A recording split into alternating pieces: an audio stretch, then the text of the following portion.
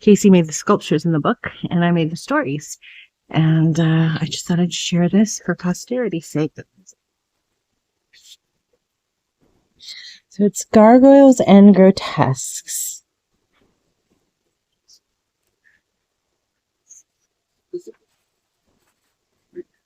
Hope is the grit of a gargoyle flying free from a crumbling precipice. It was carved to guard.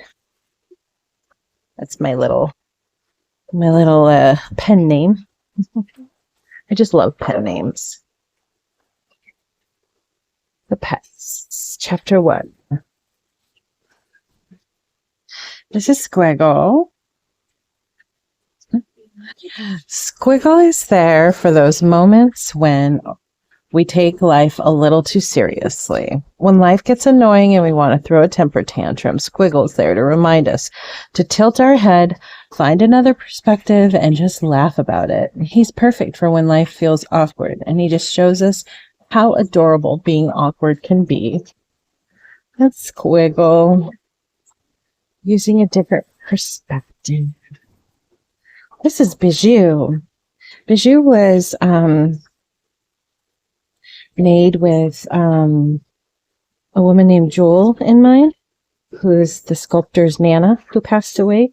And she would get very excited about having sugary treats, and she'd stick her tongue out and smile. It was very adorable. So this story was inspired. This gargoyle and this story was inspired by Jewel. Bijou. Once upon a time, there was a sweet Nana. She was the sweetest Nana of all Nanas, sweeter even than a banana.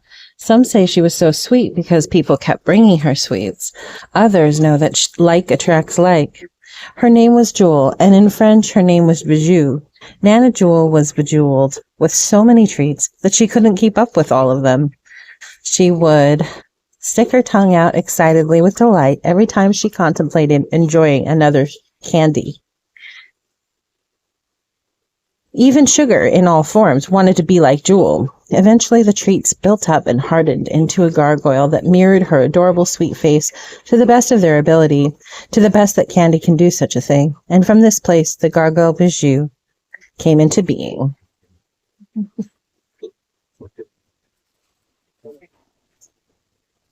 This one is Niblet, and it's basically about any pet that tears up the house. Or when you first bring a pet home and they tear up everything. Definite Aries energy happening there. A little baby monster energy. Niblet. Niblet is this little sweetie who's so happy you're home. He's greedily greeting you at the door. This precious little monster is decidedly food motivated.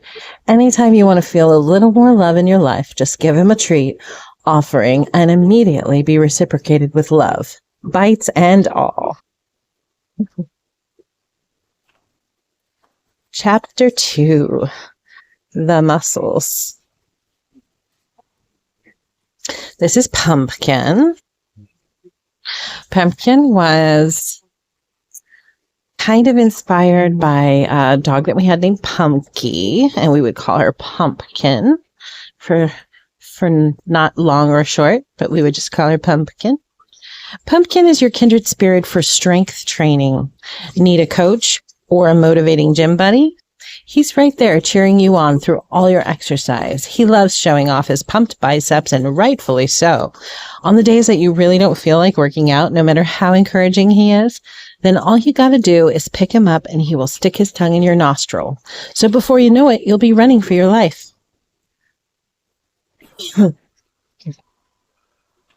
That's the oven.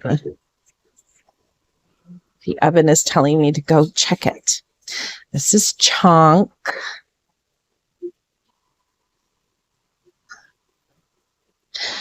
Chonk is the running back and power back player on the Gargoyles Claw team. He's a great friend for anyone who loves to bulldoze through all obstacles in life. Why go around when you can go through? They say the only way out is through. So if you have got some things to get through or out of, he's your man. I mean, your goyle. I think we're going to have to stop here. We're going to pause on Cosmo for just a moment here. I think I will just lean this up against this like that, and I'll be right back. See how that works.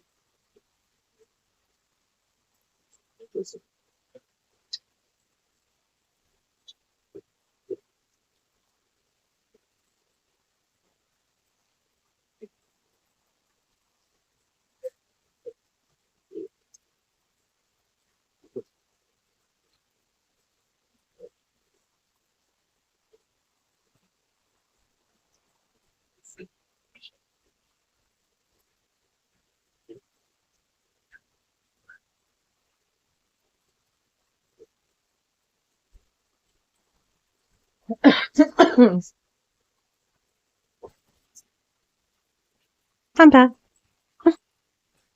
Okay, we were on Cosmo. Cosmo's story was inspired by a movie called Moonstruck. There's a character in that movie named Cosmo. He was the father of the character that was played by Cher. And he was a bit of a blockhead. I highly recommend the movie. It's a nice, just slice of life type of movie. So yeah, Cosmo was named after that character in that movie. Cosmo is the most adorable blockhead you've ever met. Who doesn't want a blockhead in their life? Some say that intellectualism is overrated, and we all need someone to remind us to kiss. Also known as keep it simple, sweet. Want someone you can beat at video games? He's your gargoyle.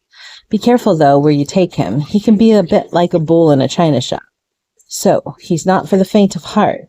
He might do better away from the breakables. He loves smashing things to bits. And if you have ever had difficulties getting all the garbage to fit in the container, he has got you covered. It's Cosmo.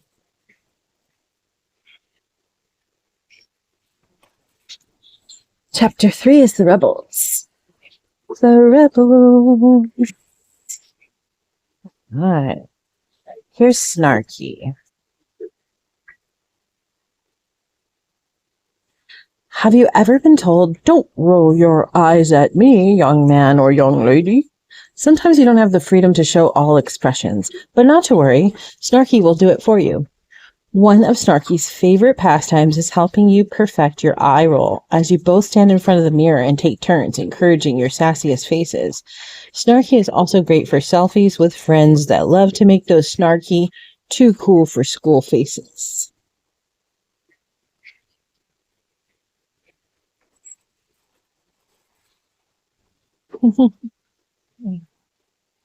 Like another rebel, Grok. Grok was the first grotesque to separate himself from the concrete of the old boring buildings. When other grotesques saw that he could fly, they wanted to as well. This is how Grok became the leader of the rebellion, and a new revolution of gargoyles began. He's so funny. Grok is so funny. Right. Dior. Another rebel. Dior's story is a little longer. Dior, which is actually pronounced deer in Old English, is the first gargoyle to have become domesticated. It occurred by pure happenstance on one particularly gloomy day that he crossed paths with a young, sad, and lonely child. His soon-to-be new friend's lunch money had been taken by bullies, and Deer thought it would be fun to show those monsters some grit. He held each of them upside down, shaking out all their pockets as they frantically screamed and waved their arms in midair. Deer retrieved the lunch money to his new companions. They were all so happy for this sudden luck. When their newfound hope With their newfound hope, they forged a union of friendship, all looking out for each other from that day forward. Nothing compares, though, to the kinship between deer and the child. These two enjoyed countless hours of fun, and on particularly sad days, Deer would sometimes cheer up the child by flinging bullies across the sky and fetching them back, which was quite a spectacle to behold. One day the child, who's referred to as the child by all gargoyles, even unto this day, brought Deer home, thus proving once and for all that best friends are not at all imaginary.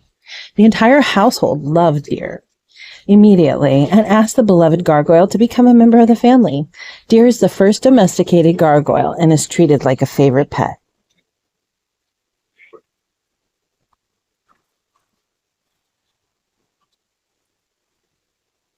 Chapter 4, The Romantics.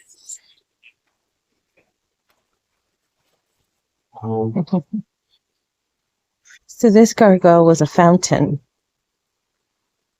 That's why she was named Swooshy.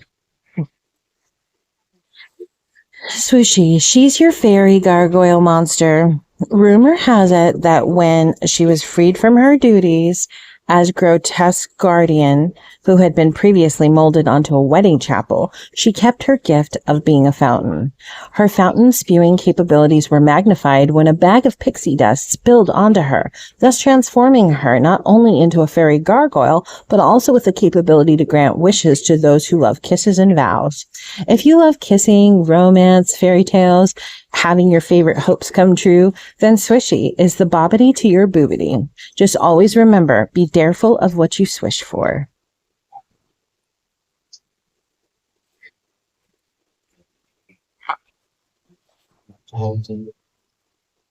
This is Ardor.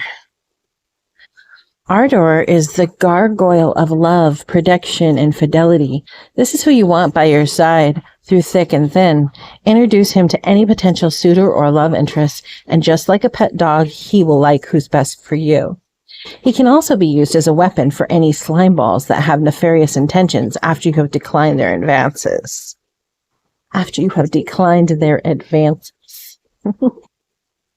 Ardor.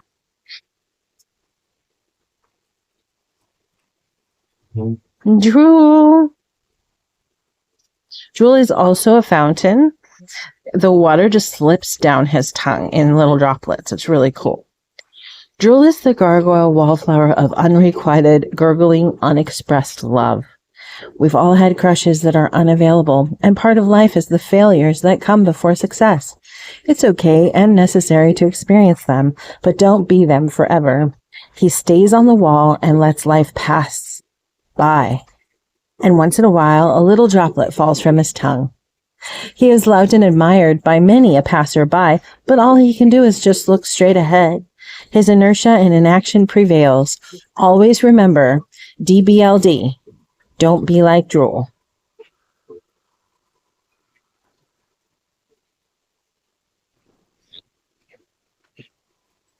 Chapter 5, The Night.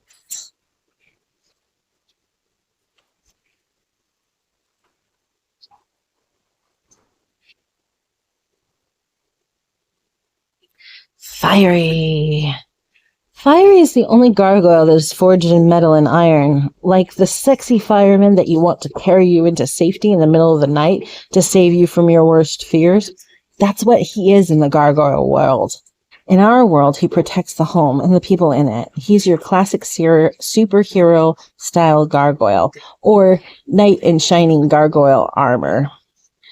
And Fiery was the only gargoyle that was made with iron. Iron actually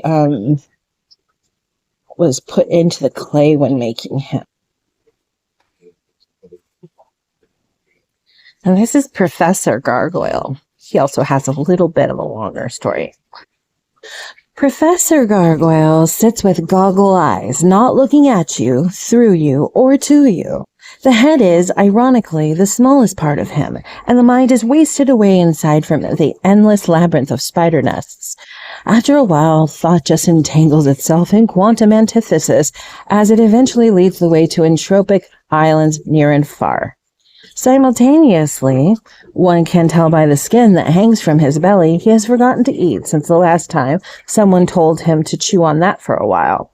And since very few people say this idiom anymore, it's been ages since his last meal, even longer than any domesticated cat will insist it has waited.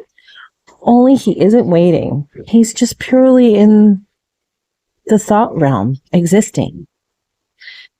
This beloved thoughtarian's fingers have become so thin that he wears the rings of his loved ones, who he has similarly forgotten are there, on his horns now. His jutting chin has grown out from years of no sleep, quite the opposite of so many of us who sleep with our mouths open. It's a uniquely adorable feature, along with the gnashed upper lip worn thin from continually holding the tongue in contemplation. The professor is the guardian of overthinkers and those prone towards insomnia or all-night study sessions. He will stay up with you or for you so you don't have to. Have yourself a meal and go back to your sweet dreams of realizing you've lost your way to class and now there's only a week left to the end of the semester. Or that other favorite one where you forgot to wear more than your underwear. He will stay up fretting for you or with you because that's what professor friends are for. Professor Gargoyle.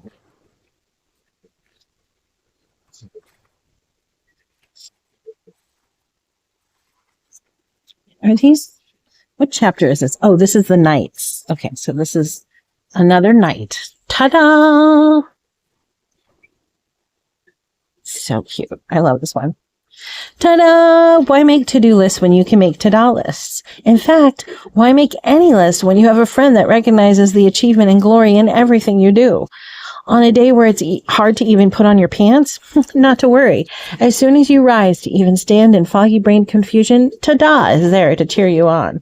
On particularly great days, he really shines by being your opening act, or even entertaining the guests if you're late. After all, when you have the magic of ta-da in your life, everyone is a guest, simply here for their own enjoyment of your company. Oh, and those TikTok dances, you know, those TikTok dance routines that no one else wants to do yet, he's right there by your side, waiting and ready to press post. Ta-da!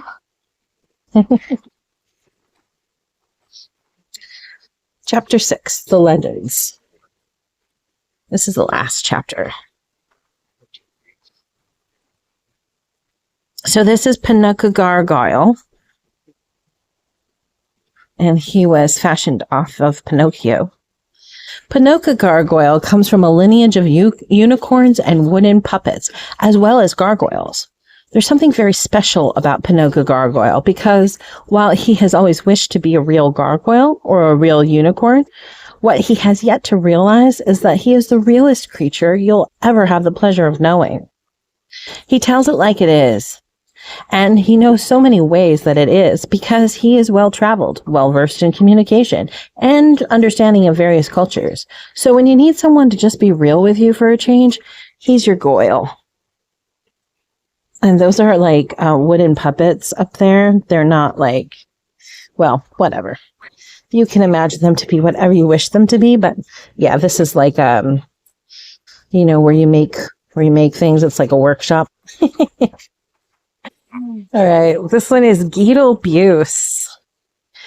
Guido Buse became addicted to all things Halloween, in particularly one movie that featured sandworms and Michael Keaton. And he watched it until he morphed into his favorite character in a movie that he's sort of now named after. He's like a pet cat that sits on top of the fridge and stares at you with those judging eyes, only he's egging you on. Go ahead, get crazy, eat that ice cream in the freezer at 3 a.m. Life is short after all.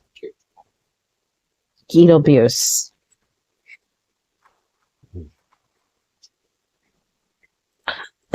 Ludo.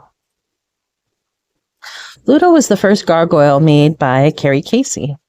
During the pandemic, we were homeless for many months. After being fleeced 15 times over the course of almost a year, we found this tall tower of a labyrinth that no one was really looking at because people felt very confused when they would come inside the house. That juxtaposing befuddlement still occurs a little bit to this day for anyone who visits, no matter how many times. This is why we've called our home the Labyrinth for about 5 years now. It's quite unassuming from the outside, but once you enter the front, there's all these confusing things. From not knowing what floor you're on to being surprised by all the winding staircases and the odd placement of rooms, this home is the opposite of a robber's delight. We kind of loved this, though, because we are creative and we were able to design so many different spaces to be utilized for all the different parts of our lives that we enjoy experiencing. From our yoga studio to our dance studio to our parlor to our artist studio to more and then some. We still call it the Labyrinth. We even collected some homages to a film, The Labyrinth, that featured David Bowie. There's a character in this film named Ludo, who is the first and loyal, steadfast friend of the main character, Sarah. Ludo is gigantic. He comes from the rocks, and he summons stones by sheer magic to assist Sarah and her other sidekicks during their journey through the labyrinth. Ludo is the kind of protector and friend that we would want to emulate and attract. Ludo's loyalty, kindness, and strength cannot be denied, and he's just completely adorable. His big belly symbolizes that I like to feed people and share food. The open mouth is representation of being a willing participant in the art of receiving, whether it's a compliment, a pebble, a crystal, coins, or any act of friendship. It's imperative to receive with gratitude. His mouth holds tokens of gratuity. That's the end. That's our little book. The never-ending story of Gargoyles and Grotesques. A little book.